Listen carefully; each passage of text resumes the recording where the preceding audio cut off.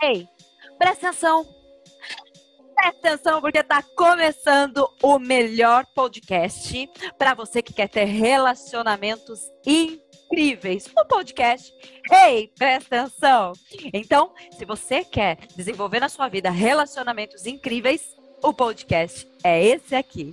Relacionamento de casal, relacionamento pais e filhos, relacionamento de amigos, relacionamento empresarial, relacionamento de colegas de trabalho. Esse é o podcast para você.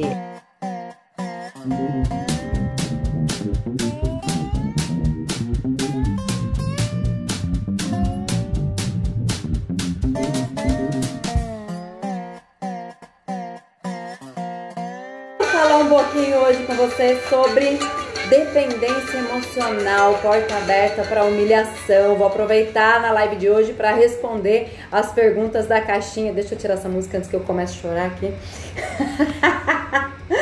E vou trazer aqui as respostas das perguntas que foram colocadas na caixinha de terça-feira sobre dependência emocional.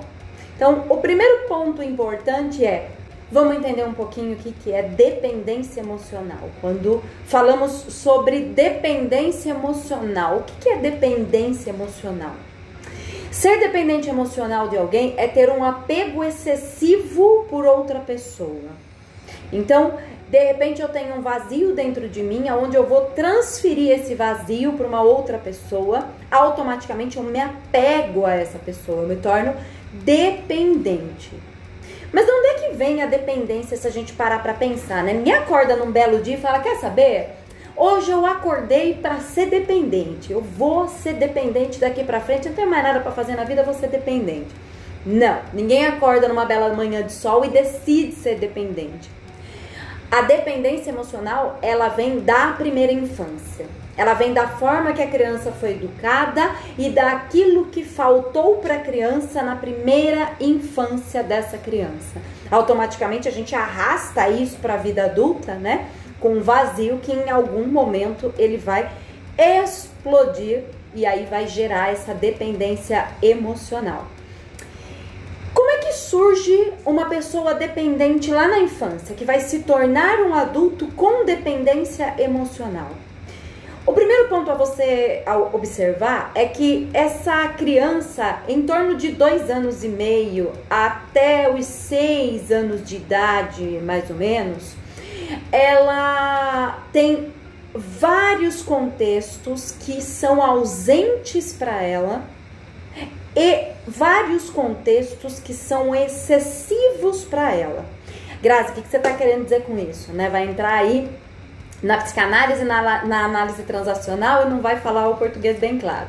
Então, dos 2 anos e meio até os 6 anos, essa criança, vulgo, se você se encaixar nisso, essa criança, ela não teve estímulo de segurança, ela não teve autonomia. Por ela não ter autonomia, essa criança desenvolve o lado da dependência. Sabe aquela criança que foi criada na redoma de vidro? Que os pais decidiam a roupa que ela ia usar, o que ela tinha que fazer, faz isso, não faz aquilo, e isso vai crescendo, a criança vai crescendo e os pais continuam tomando decisões por ela, sem deixar que a criança dê com a cara na parede e aprenda? Pois é. O fato desses pais pensarem por essa criança, tomarem decisões por essa criança, não significa que eles deram amor para essa criança, carinho, atenção e supriram as necessidades primárias dessa criança. Então ela vai ter ausência das necessidades primárias e excesso de cuidado. Então ela tem falta de estímulo e não tem autonomia. Então, possivelmente você deve conhecer aquele adulto que tudo esse adulto pergunta, tudo você tem que explicar. E aí você explica uma vez, mas você tem que explicar 2, 3, 10, 20, 30. Porque essa pessoa sempre vai ficar te perguntando, porque ela sempre vai se sentir insegura para tomar determinadas posturas, determinadas decisões. Porque ela não teve autonomia. Como na infância ela não teve autonomia, agora na vida adulta ela vai ter dependência. Dúvidas, dependência e dependência emocional. Porque aquilo que os pais ofereceram em excesso, eles ausentaram em outro lugar. Então, os pais colocaram numa redoma de vidro? Sim, talvez a criança não pôde sair, não pôde brincar, não pôde atravessar uma rua sozinha, ali quando já era maiorzinha, não pôde tomar as próprias decisões, não pôde escolher a roupinha dela que ela ia usar, mesmo que fosse aquela blusinha verde-limão, a bermudinha laranja e um tênis de cada pé, e tá tudo bem se ela decidir usar dessa forma, porque ela tem que ter autonomia e liberdade. Se ela não foi permitida a ter tudo isso, em contrapartida, de outro lado, ela não recebeu amor, carinho e atenção suficiente para suprir a necessidade. Lembrando que a criança, ela tem a necessidade, não é o que ela quer, é o que ela necessita para a sobrevivência dele, para ela vir para a vida adulta de uma forma saudável. Então, o dependente, ele surge nessa faixa etária, de 2 anos e meio até 6 anos de idade, quando ele é criado igual a Rosa da Bela e a Fera, dentro daquele vidro. E aquela criança não tem estímulo, não tem autonomia e também não recebeu o suficiente de amor, carinho, atenção para suprir os vazios que essa criança gerou ali durante o período da primeira infância. E quando eu coloquei ali no tema, né, porta aberta para humilhação, quando a gente para pensar, é meio pesado esse lugar, né? Nossa, então todo dependente emocional, ele é humilhado?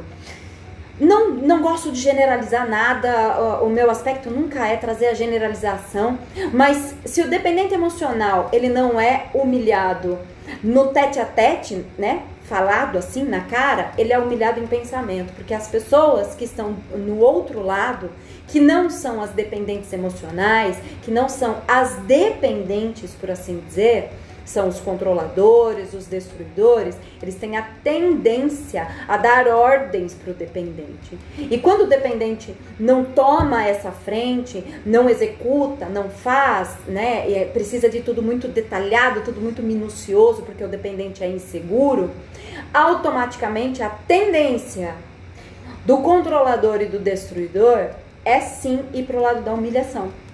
Quer seja mental, de ficar olhando para a pessoa e pensando, que saco, não?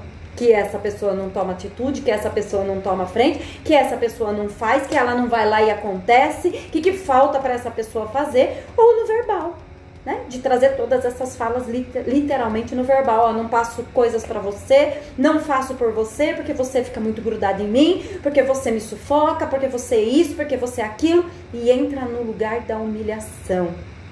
Aonde muitas vezes essa humilhação, ela vai parar num outro aspecto, né? Porque às vezes começa verbal e depois acaba se tornando o abuso físico, por assim dizer. Lembrando que esse lugar de verbalização também é abuso, tá? Então a gente precisa lembrar que a verbalização também é uma forma de abuso. Então o dependente emocional, ele é o dependente enquanto personalidade, mas ele deixa a porta aberta para que as outras pessoas humilhem ele ou ela, direta ou indiretamente. Verbal, que depois muitas vezes pode se transformar no físico, ou só mental, onde a pessoa vai ficar ali pensando N coisas, mas muitas vezes não vai verbalizar num primeiro momento. E a pior parte, se a gente parar para pensar, de uma pessoa com dependência emocional, é você observar que essa pessoa, ela busca atenção através do ato de não pensar. E é totalmente inconsciente isso.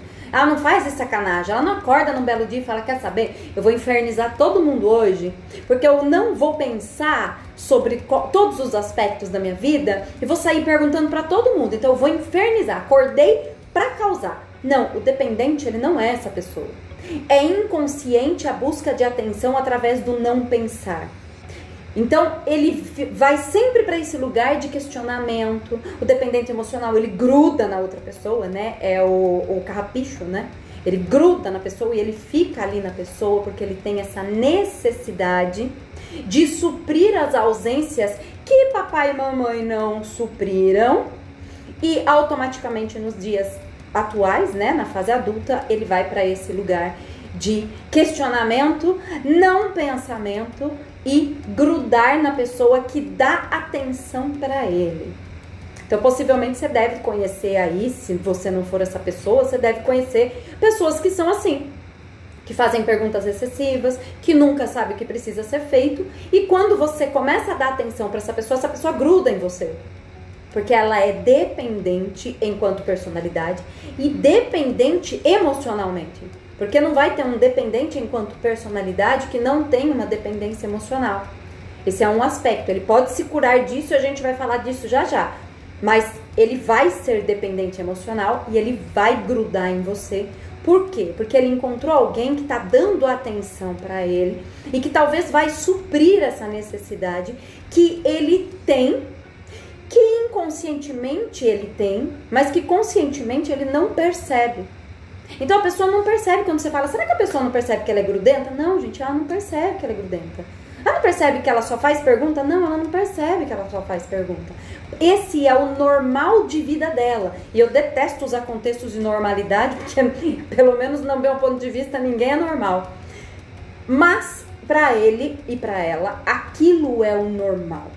Então é importante você perceber que quando a pessoa está nesse lugar de dependência emocional, o normal é aquilo que ela viveu na infância. O normal é que deem para ela as migalhas que ela recebeu na infância e que hoje ela se alimenta dessas mesmas migalhas porque ela está de forma totalmente inconsciente naquele lugar. O dependente também é aquela pessoa que tem a tendência, como ela faz muita pergunta, ela tem a tendência a ser mandada, né? A gente sempre vai dar ordem, sempre vai ter um controlador e um destruidor para dar ordem para o dependente. Para dizer para o dependente que ele é muito grudento, que ele tá muito chato, que ele tá muito isso, que tá muito aquilo, né?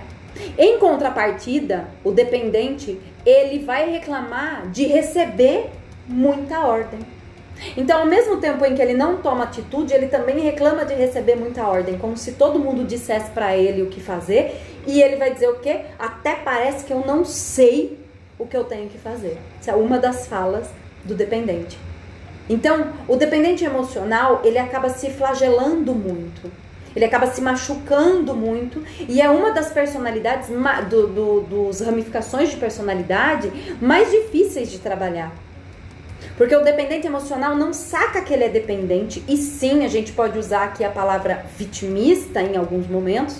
Ele não saca que ele está nessa dependência emocional, ele não saca que ele precisa de ajuda externa, terapia, treinamento ou qualquer outra coisa. Ele acha que aquilo é o normal e que todas as pessoas têm por obrigação dar para ele ou para ela aquilo que faltou.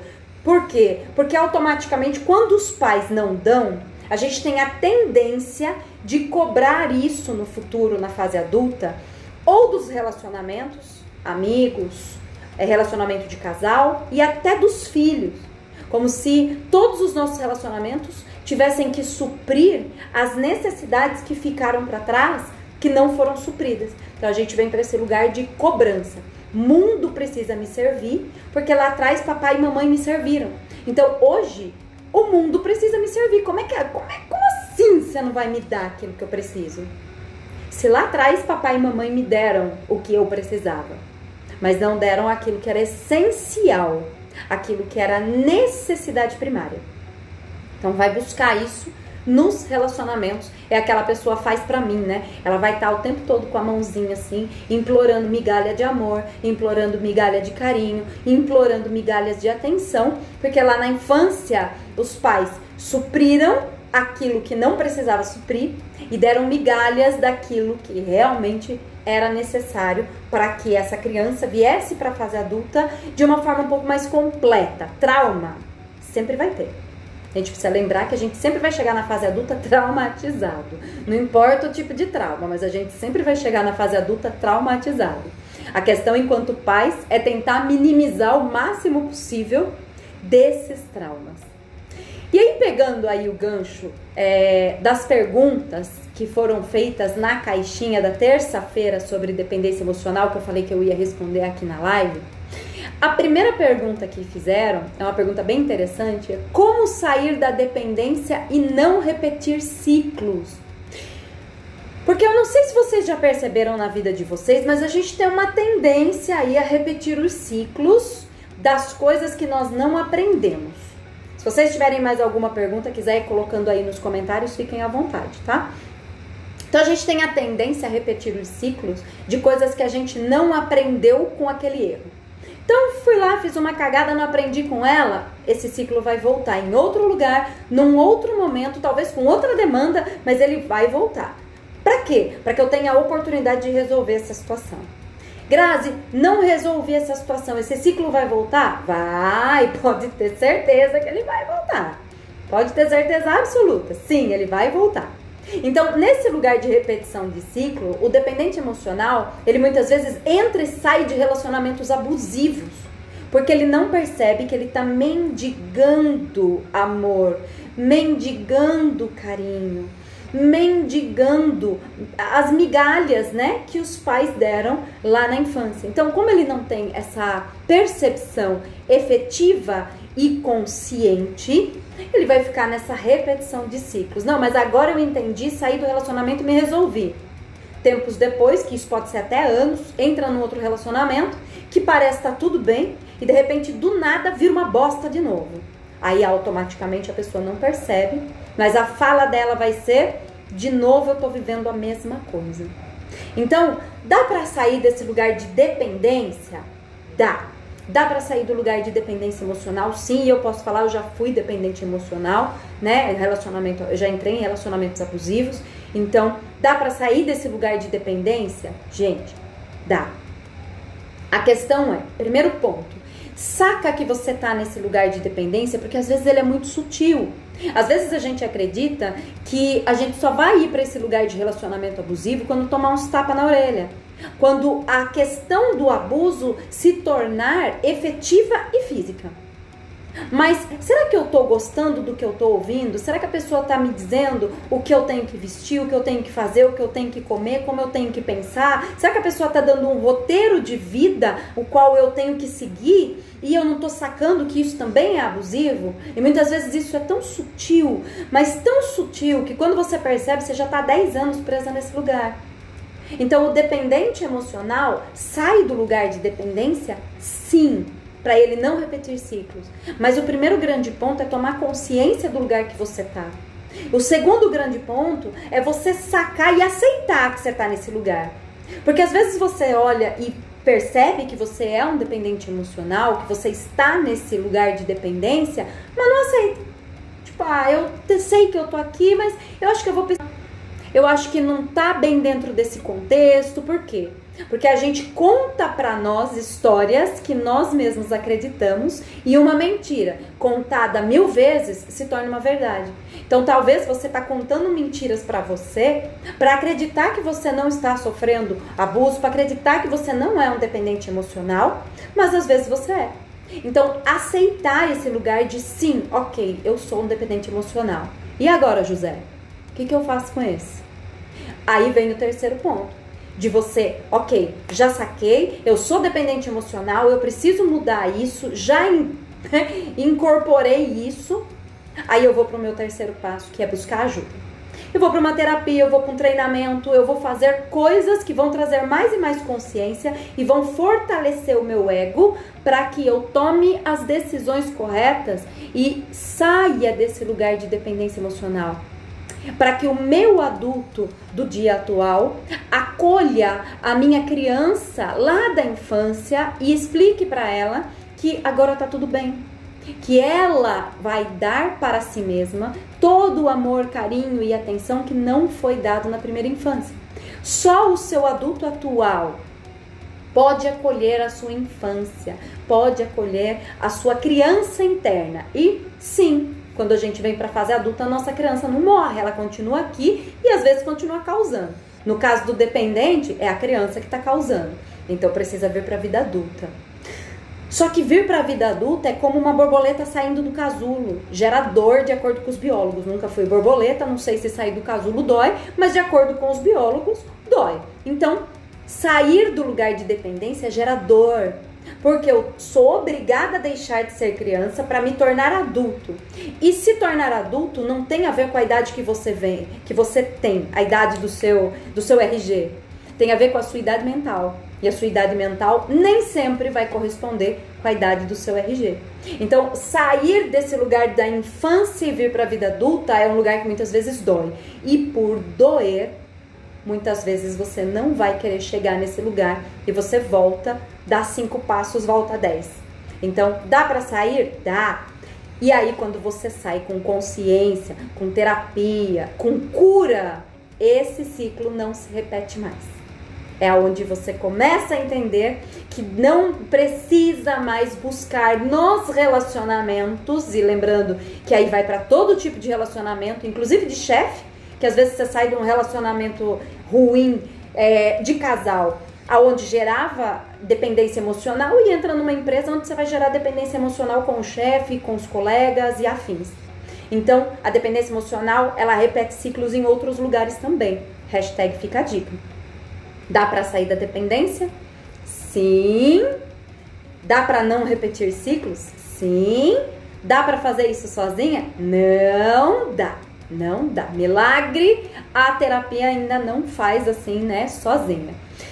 Comentário da Tati, por isso que a gente enrola para tomar decisões. Exato, por isso que a gente enrola para tomar decisão. Porque a criança sofre. A criança, ela não tem, a nossa criança interna, ela não tem psique para tomar uma decisão. Se você perguntar para uma criança se ela quer sorvete de morango, sorvete de chocolate, e de repente ela gostar dos dois, ela não sabe qual que ela vai escolher. Ela vai ficar confusa. Por quê? Porque ela é uma criança para tomar decisão. O adulto nosso toma decisão. Mas para o adulto de um dependente tomar decisão, existe uma dor, né? É sair do casulo e se tornar borboleta adulta, da asinha seca já voando. Então, essa pergunta respondida, ok. Vamos para a próxima. Existe um tempo mínimo, eu adorei essa pergunta, existe um tempo mínimo para ficar dependente? Ai, Queria que alguém falasse para mim, 24 horas isso aí passou. Toma esse chazinho aqui, ó, que você sai disso daí, vai embora, acaba, fica uma maravilha, né? Você vai no banheiro com uma diarreia, joga essa dependência fora, vomita essa dependência. Não, mas não tem. Não existe um tempo mínimo. Porque se isso se arrasta desde a infância, vou falar de mim, eu tenho 40 anos, imagina assim, se eu tô lá na infância e de repente aqui nos 40 anos eu ainda sou dependente, eu tenho que correr para sair desse lugar. É muita terapia, é muito treinamento para acelerar esse processo, para sair desse lugar. Então não tem um tempo mínimo, mas também não tem um tempo máximo. É o tempo que você vai levar para sacar que você tá nesse lugar, para aceitar que você está nesse lugar e procurar ajuda. Então, são tempos indeterminados, tá? Não dá para eu oferecer um chazinho de antidependência emocional e falar para você que em 24 horas isso vai embora, mas eu queria. Se alguém souber, me conta. Eu quero. Próxima pergunta. Tem como não ser dependente mesmo achando que o amor próprio está em dia? Ponto interessante que foi abordado nessa pergunta é a fala do amor próprio. Porque a gente tem a tendência de vincular a dependência emocional só à falta de amor próprio. Ah, essa pessoa é dependente, ela não tem amor próprio. Não tem mesmo, gente. Se tivesse, ela não era dependente. Só que não é só isso. Ela não tem só como curar a dependência emocional dela se você olhar só para a ausência de amor próprio. O vazio interno vai continuar vazio.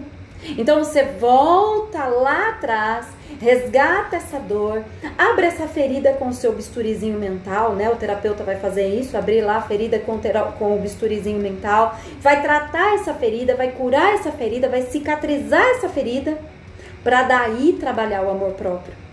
É um vínculo que a gente costuma fazer, porque sim, né? O dependente emocional, ele tem ausência de amor próprio, sim. Porém, essa não é a principal causa.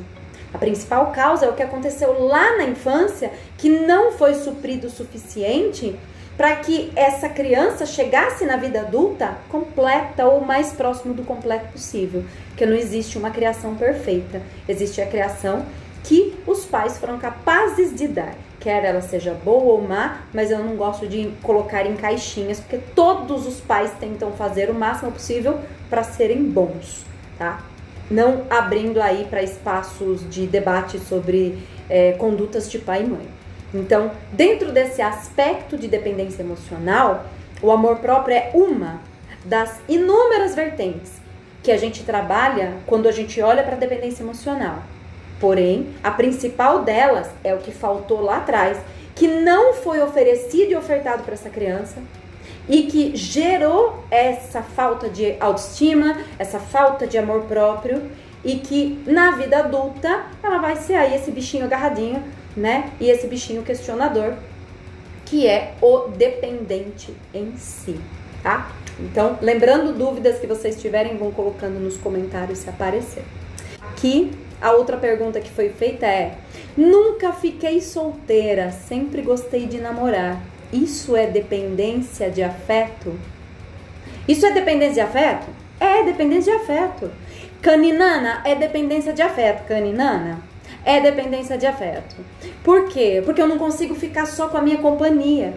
A narrativa que você contou pra você, a história que você contou pra você é que você gosta de namorar. E tá tudo bem você gostar.